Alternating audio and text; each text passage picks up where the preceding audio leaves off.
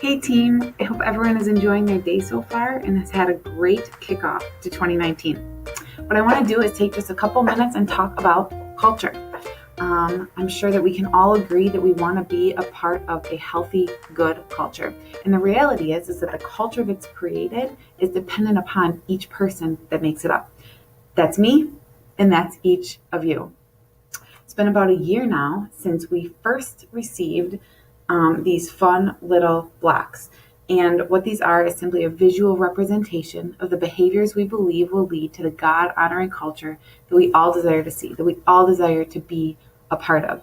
And so by now, we're likely familiar with what's on this block. We're familiar with the values that we all want to embody and want to get after. But it's worth reminding ourselves. It's worth putting that in front of us again as things that we value, as things that are important, as things that we can intentionally get after together as a team in order to ensure that we are contributing to and creating a culture that honors God and honors one another. So first, seek God as priority. You and I will be the people that God created us to be and do what He created us to do only when He has His rightful first place in our lives. This includes regular time with Him, in His Word and in prayer, as well as an ongoing moment to moment dependence upon His Spirit to lead us, to guide us, to speak to us. Next, choose trust. You can ask anyone, and they will probably tell you that any and every good relationship is built on a foundation of trust. And the same is true in the workplace. We want to not only give trust, but also be someone who is trustworthy. One other thing that maybe we don't always think of when we think of trust is the idea of conflict, specifically confronting conflict. But the thing is that it takes a foundation of trust, it takes a relationship built on trust in order to be able to confront conflict. I need to trust you enough that you didn't mean to say what you said in the way that you said it. You didn't mean to offend me. Or, hey, I know that person enough. I might have misinterpreted the whole thing, right? So we want to confront conflict in order that doesn't create any type of root of bitterness. We want to trust one another. We want to believe the best. And so conflict will come up inevitably. But let's continue to get after a culture of trust, choosing trust by confronting conflict when it does come up. Next, think others first. We all have jobs to do. We all have meetings to attend. We have task lists that we're always trying to check the boxes off. But let us remember the attitude of Jesus Himself, who didn't consider Himself, but consider more importantly the needs of others.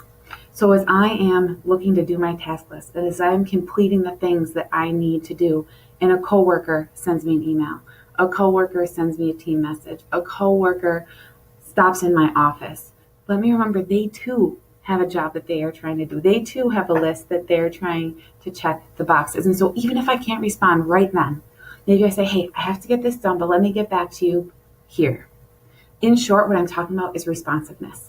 Responsiveness is absolutely critical in order to show people that we value them, in order to think of one another, in order, again, to get after the culture that we desire to see. Next, stay healthy. Where are you on here? It doesn't matter, it's backwards on the screen. Anyways, look at your own block. Stay healthy. We will be able to care and lead others only when we lead and care for ourselves well. And this includes our whole person, right? It includes our spiritual lives, our physical lives, our financial lives, our relational lives. And what better way to stay healthy than to have a community that can help you stay healthy, a community of accountability, a community of others who are also trying to stay healthy and will hold you to what you say you want. Will hold you to the values you place on family. Will hold you to the values you place on your physical health. And if you're not in a community yet, what better time than now with the entirety of our church to get plugged in, to join a community group in order, again, that we can all stay healthy, that we can all continue to contribute to and create the culture that we desire to see and that we desire to be a part of. Lastly, grow together. I want to continue to grow in likeness to Christ. I want to continue to grow in the giftings that He's given me to further understand and live out of the personality that He has put in me. And I want that for each and every other person on this team. And so as I'm going about my day and I see someone who is really contributing to the team in a meaningful way, why don't I stop and tell them, hey, thanks, or hey, I noticed God doing this in you, and I just want to let you know you should pay attention to that. Hey, I'm thankful you're here. Hey, how is your walk with Jesus going? How is your time with God? How are you seeking him first? Right? I want to grow together. I want Christ likeness. I want to do what he's created me to do. And I want that for each person on my team. So let's look for opportunities to encourage one another, to challenge one another, to grow together. So that's our fun little block. These are 5 things that we've kind of said, hey, if we can get after these, we will find ourselves part of a culture that honors God, a culture that allows us to love one another, and therefore allows us to reach the world with the gospel of Jesus Christ. I'm so excited for 2019. I'm so excited for what it holds for me as a part of this entire team. So here's to whatever it has. Love you all.